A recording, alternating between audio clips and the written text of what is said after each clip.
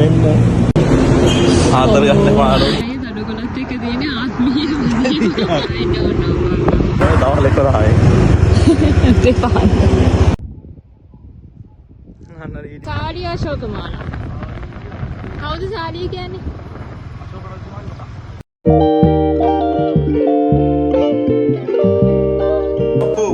ඉන්න අපේ බෑග් එක Hi everyone, welcome to my YouTube channel. I am Moshi. මේ මගේ channel එකේ first video එක. ඉතින් හදිසියෙන් මගේ husband ගේ යෝජනාවකට ready වෙලා ගියපු ගමනක් මේ. අගෝස්තු 19 කියන්නේ අඟහරුවාද දවසක් මට මතක විදිහට හවස 3:45ට විතර එයා කිව්වා ඩියෝ එකකින් අනුරාධපුරේ ගිහින් එමුද කියලා. ඉතින් ඕනම දෙයකට බොක්කෙම support කරන මම අතට හවුන ඇඳුම් දෙක තුනකුත් දාගෙන අපි 4:05 වෙදි ගෙදරින් පිටත් වුණා. ඉන් යන අතර මගේ ලස්සන තැන් බල නැවතිලා මොන හරි කඩචෝරුවකුත් කකා තමයි අපි ගියේ. කලවර වැටෙද්දි තමයි මතක් වුණේ රැට අනුරාධපුරේ ලං වෙද්දි පාරට අලියනවා නේද කියලා. ඉතින් ඔහොම තමයි අපේ වැඩ. මේ තියෙන්නේ අපි රෑ කෑම ගත්ත තැන. එතන කාඩ් පේමන්ට් නැති නිසා අතේ තිබ්බ ගන්න තමයි ඉතින් අපිට කාලේ එන්න ඕනේ. මගේ හස්බන්ඩ් ඉතින් රස්නෙන් හරි සැරට හරි කෑමක් දුන්නොත් ඔහොම තමයි. අපි මේක කලින් ප්ලෑන් කරන් ආපු ගමනක් නෙවෙයිනේ. ඒ නිසා මුලින්ම කරේ කාඩ් එකෙන් සල්ලි ගත්ත එක. ඔන්න අපි රාජධානි පුරයට ඇතුල් වුණා. ටික දුරක් යද්දි තෑග්ගකුත් හම්බුණා. ඔන්න ඉතින් කොහොම හරි 11:40 වගේ වෙද්දී අපි අනුරාධපුරයට ආවා. රෑ වෙලා නිසා ළඟම පහසු තැනක තමයි අපි නැවතුනේ. පොඩි බඩගින්නක් ආපු නිසා අපි දෙන්න ආයි කඩේට ගිහලා කැම්බ බීම ටිකකුත් අරගෙන ආවා. ඒවත් කාලා වොෂ් දාගෙන උදෙන්ම නැගිටිනවා කියලා හිතාගෙන නිදාගත්තට නැගිටිනකොට වෙලාව උදේ 10යි. Good morning guys. කලින් ප්ලෑන් කරන් ආපු ගමනක් නෙවෙයි නිසා අපි නැවතුන තැන් කැම ගත්ත තැන් මේ වීඩියෝ එකේ මම highlight කරන්නේ නැහැ. අපි මෙතනින් check out එකේදී දවල් 11යි වෙලාව. එහෙනම් ඔයාලත් එන්න අපිත් එක්ක යන්න. මේ අනුරාධපුරේ view එක. ඕකේ. දවල් එක රහයි දෙපාර අපි මේ යන්නේ ඊළඟට අපි නවතින තැනට අද බදාද දවසක්. අපි දෙන්න මැරි කරලා මාසයක්වත් නැහැ මේ වෙද්දි. දෙන්නගෙම හිතේ ලොකු ආසාවක් තිබ්බා ජයශ්‍රී මහබෝ සමිති වැඩ පුදා ගන්න. ඒ නිසා තමයි අපි අනුරාධපුරේම තෝරගත්තේ. ඉතින් ඔන්න අපි ඊළඟට නවතින තැනට ආවා. එතන බෑග්ස් තියලා ඊළඟට අපි මුලින්ම ගියේ දඩකොලේ ගෙවන්න. අයියෝ බලද්දී අද පෝස්ට් ඔෆිස් ස්ට්‍රයික්. ඊට පස්සේ එතන හිටපු අංකල් කෙනෙක් අපිට ප්‍රාදේශීය ලේකම් කාර්යාලයට යන විදිය කිව්වා. මේක ඉතින් මොන ගමන ගියත් අපිට හම්බෙන තෑග්ගක්. දැන් නම් හොඳට බඩගිනි දෙන්නට hina වෙලා හිටියට මුලින්ම අපි ගියේ කන්න. මේ වෙලාවේ අපි ප්ලෑන් කරා අපි චෛත්‍ය වඳින පිළිවෙල. මලුත් අරගෙන අපි මුලින්ම ගියේ මිරිසවැටිය දාගැබ වඳින්න. මෙම ස්තූපය ගැන සටහනක් කරොත් දුටුගැමුණු රජතුමා විසින් සර්වඥ ධාතුන් හා රජුගේ කොන්දේ නිදන් කර රජු ඉදිකර ප්‍රථම දාගැබ. ඒ වගේම බුදුරජාණන් වහන්සේගේ ශ්‍රී පාද ස්පර්ශයෙන් අති පාරිශුද්ධත්වයට පත් වූ ස්ථානයක්. මේ දවස්වල අනුරාධපුරේ හොඳටම පෑවිල්ල. මගේ කකුල් දෙක හොඳටම පිච්චුණා. ඒක මට දරා ගන්න බැරි වුණා. අනේ ඉතින් අයියා වතුර දදා කොහොම හරි අර කකුලට සනීපයක් දැනෙනකන් එයා ඉතින් හිටියා. අනුරාධපුරේ කිව්වත් ඉතින් අඩියෙන් අඩියේ තියෙන්නේ වැවුනේ. ඒ පරිසරය මාරම ලස්සනයි. මග නවත්තලා අපි දෙන පැණිදඩම් වීදුරු දෙකකුත් බිව්වා. මේ වැව් වලින් හමාගෙන එන සුළඟ ඇඟට මාර සනීපයි. මං හිතන්නේ අනුරාධපුරේ ගිහින් තියන අයට මේ වීඩියෝ එක දැක්කත් ඒක හිතට ගතට දැනෙනවා ඇති. ඊළඟට අපි ගියේ අනුරාධපුරේ චෛත්‍ය දර්ශනය වෙන ස්ථානය බලන්න.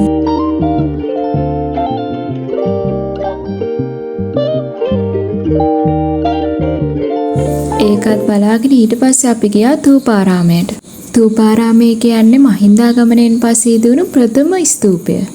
දේවානම්පියතිස්ස රජු දකුණු ධාතුන් වහන්සේ නිදන් කළා තමයි මෙම ස්තූපය සාදා තියෙන්නේ. හරින් නේ අවුගෙන ආදයෝ. තූපාරාමයට වැඳ පුදාගෙන ඊට පස්සේ අපි ගියේ සමාධි බුදු පිළිමය බලන්න. දැන් වෙලාව 2ට විතර ඇති. මේ වෙද්දිත් අපි දෙන්නට හොඳටම තෙහෙට්ටුයි පෑවිල්ල නිසා.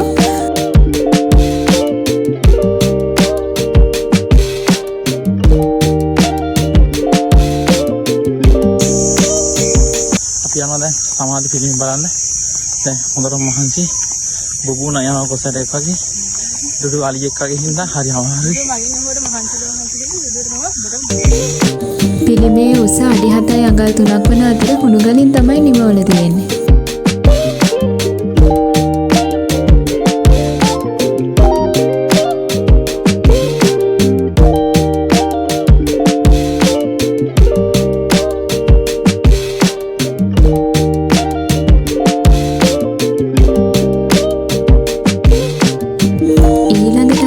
අබේගිරි දාගැබ වඳින්න.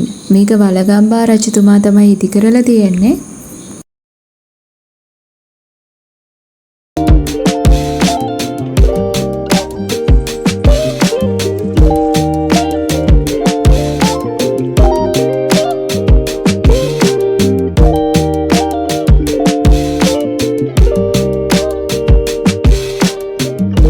ඊළඟට අපි ආවා ලංකාරාමේ ස්තූපය වඳින්න.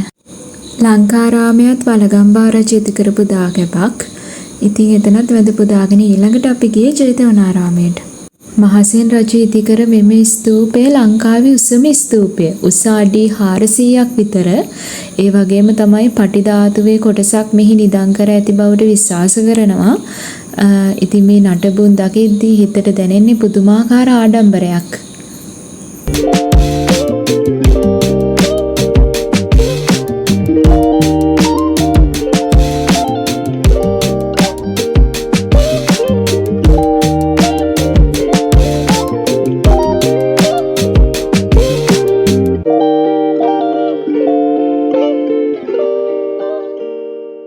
මේ තියෙන්නේ අපේ ෆේවරිට් ඩ්‍රින්ක් එක.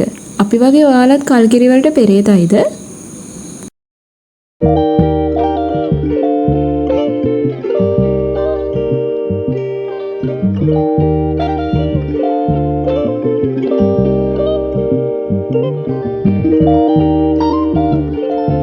ඊළඟට අපි ආවේ ඉසුරුමුණියට. තිසාවේ වාසන්නේ තමයි මේක පිහිටලා තියෙන්නේ. මේක බෞද්ධ විහාරයක්. දේවානම්පියතිස්ස රජ දවස තමයි මේක ඉදි කරලා තියෙන්නේ.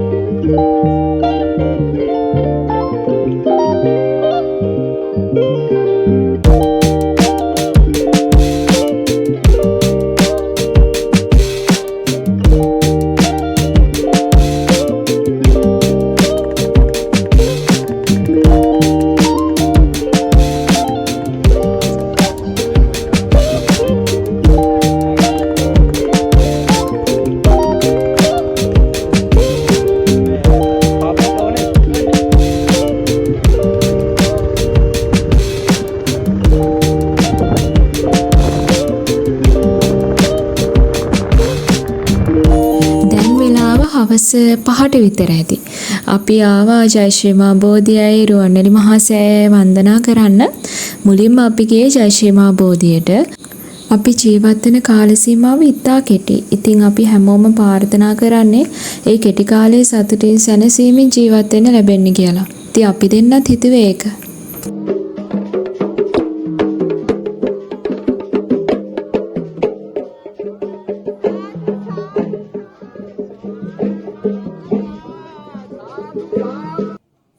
මළුවේ අතුරු සිදුරු නැති වෙන්නම සෙනග බෝධි පූජාවකට තමයි හැමෝම ලෑස්ති වෙන්නේ. ඉතින් අපි දෙන්නත් අපි ගෙනාපු දේවල් හරිගස්සගෙන බෝධියට පූජා කරලා මල් පහන් හඳුන් කුරුත් පූජා කරලා බෝධි පූජාවට සහභාගී වුණා.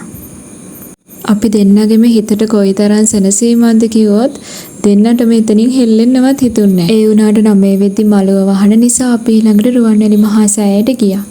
ඒ අනාතරමඟ දකුණු අත පැත්තෙන් අපිට ලෝවාමාපාය දැක ගන්න පුළුවන් ශේෂුන් නටබුන්. ඉතින් රුවන්වැලි මහා සෑය ගස් අතරින් ඈතට පේන විදිහ තමයි ඔයාලට මේ පේන්නේ.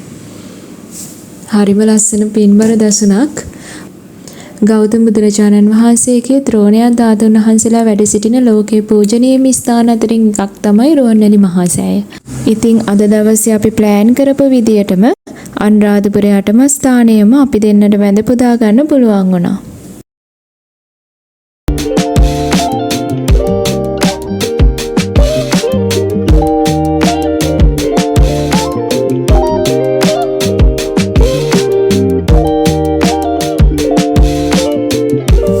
මේ වෙලාවේ සෙනගනම් සෑය ටිකක් වැඩි. අපි මල් පහන් හඳුන් කූරු පූජා කරලා ඊට පස්සේ බුදුන් ඇඳලා අයියාගේ පොඩි බාරෙකුත් තිබ්බා. එයාට මේ ඒ පඩුර දාන්න අමතක වෙලා කොහොම හරි ඒක දැම්මේ රුවන්වැලි මහා සෑයට. ඉතින් අයියා රට යන්නේ ඉස්සෙල්ලා වුණු බාරයක් ඕක කන්ද විහාරෙට. ඉතින් ඒක 2013 කාසියක් ඒක ගැන විස්තරේ කීකේ තමයි ආව බාරේ ලියන්නේ. අපි යන වෙලාවේ සෑ පූජාවක් පටන් අරගෙන තිබ්බා. අපි ඉතින් ඒකට සහභාගී වුණා.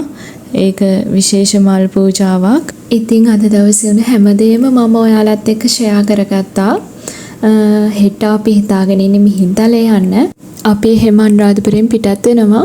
ඒකත් වෙනම vlog එකකින් මම ඔයාලට ඉක්මනට අරගෙන එන්නම්. වීඩියෝ එක බලලා ඔයාලට දැනුණ දේ පහලින් කමෙන්ට් කරන් යන්න. තවත් දවසක හමු වෙන බලාපොරොත්තුෙන් ගිහින් එන්නම්. හැමෝම පරිස්සමට ඉන්න. ඉතින් එතකන් මගේ channel එක subscribe කරලා තියාගන්න. goodbye.